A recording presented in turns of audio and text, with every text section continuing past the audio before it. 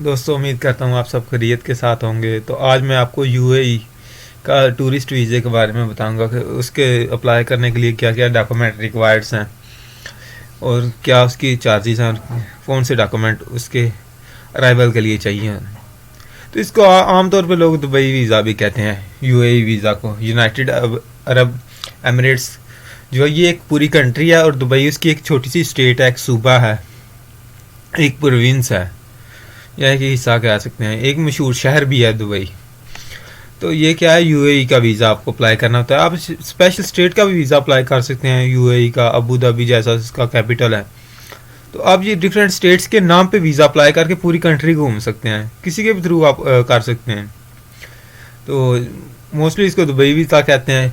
तो हम इसको देखते हैं। सबसे पहले अप्लाई करने के लिए डॉक्यूमेंट क्या रिक्वायरमेंट है। आपका पासपोर्ट आपके पास हो जो वैलिड हो 6 मंथ के लिए।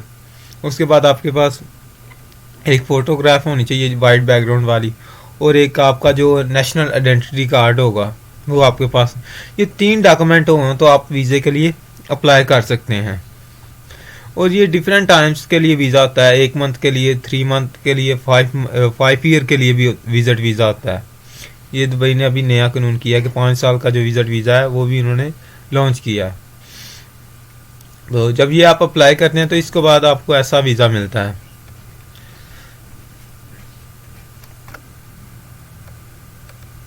तो इस तरह का, जैसे मैंने आपको सैंपल ये डिस्प्ले हो रहा होगा, ऐसे वीज़ा आपको मतलब मिल जाएगा।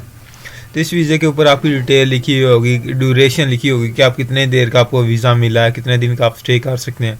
उसके अलावा आपके पासपोर्ट नंबर, आपकी date of birth, place of birth, nationality, full name, तो ये सारा आपका। और ये जो स्पॉन्सर लिखा हुआ है नीचे, ये स्पॉन्सर में आपका जिसके थ्रू आपने वीज़ा अप्लाई किया होगा एजेंसी के थ्रू, ट्रैवल एजेंसी, तो उसका आपको नंबर शो हो रहा होगा। और उसके बाद हम सेकंड स्टेप पे आते हैं। जब आपके पास वीज़ा आ जाता है तो आपने अप्लाई करना होता है। तो आपको क्या क्या डॉक्यूमेंट चाहिए होते हैं। सबसे पहले आपके पास वीज़ा आ जाता है, फिर उसके बाद आपके पास ट्रैवल इंश्योरेंस होनी चाहिए, होटल बुकिंग का होटल वोचर होना चाहिए जो होटल बुकिंग होती है, या अगर आपकी रिहाइश है तो वो आपका एड्रेस होगा, उसका एड्रेस फॉर्म चाहिए। और उसके बाद आपके पास रिटर्न टिकट लाजमी होनी चाहिए। ये नहीं कि आपने सिर्फ 1 वे टिकट ली, तो इस तरह आप ट्रैवल नहीं कर सकते, इमिग्रेशन वाले आपको रोक लेंगे। तो आपको क्या चाहिए, रिटर्न टिकट चाहिए, जाने की भी और आने की भी। चाहे आप वापसी पे वापस आना चाह रहे हैं या नहीं यार, लेकिन आपको रिटर्न टिकट ट्रैवल एजेंट से बनवानी पड़ेगी, या मतलब खुद बनानी पड़ेगी। उसके बाद जाके आप चाहे फिर कैंसिल करवा दें रिटर्न टिकट को।